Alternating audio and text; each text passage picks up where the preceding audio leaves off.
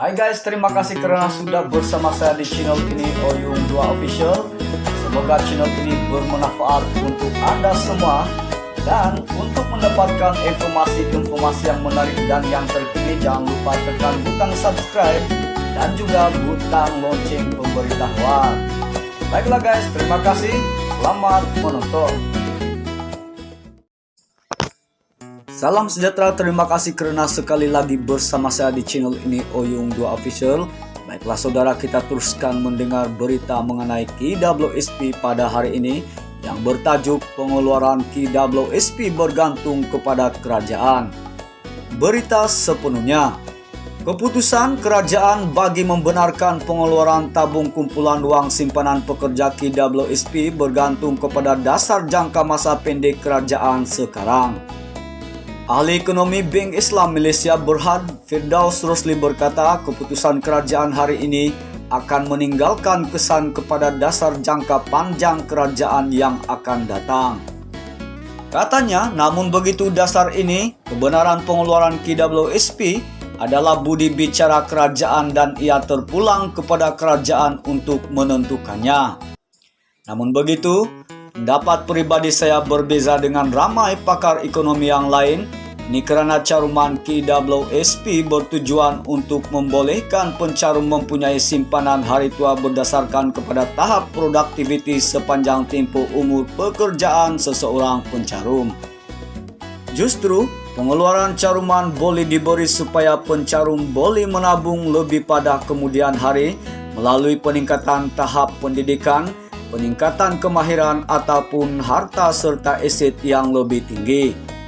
Ini membolehkan pencarum menabung lebih selari dengan peningkatan produktiviti sekiranya kebenaran pengeluaran KWSP diberi sekali lagi.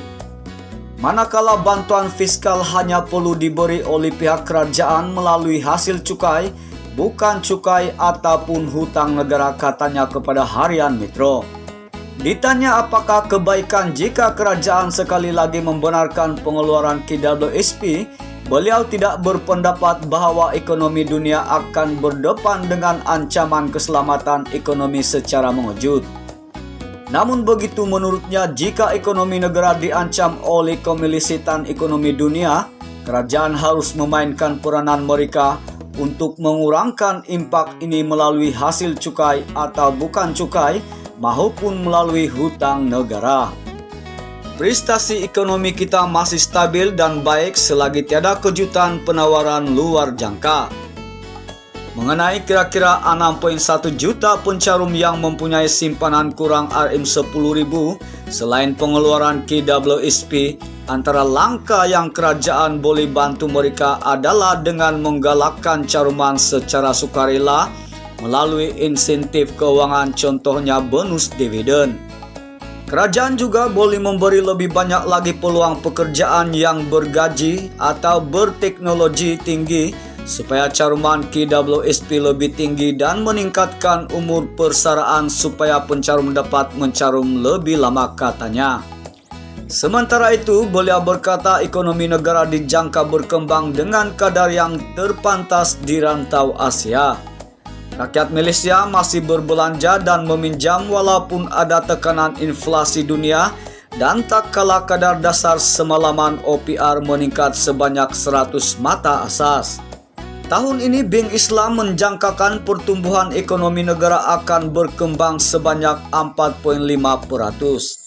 Jangkaan kami juga selari dengan unjuran tabung keuangan antarabangsa IMF, Bank Dunia dan Bank Pembangunan Asia ADB. Unjuran ini tidak mengambil kira kesan positif disebabkan oleh pembukaan ekonomi di negara China dan peningkatan harga minyak RON 95 kerana dasar subsidi bersasar, katanya.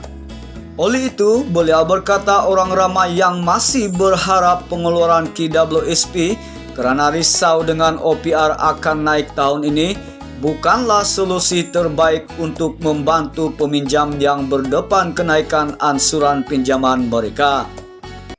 Sekian saja dari saya, Oyung 2 Official.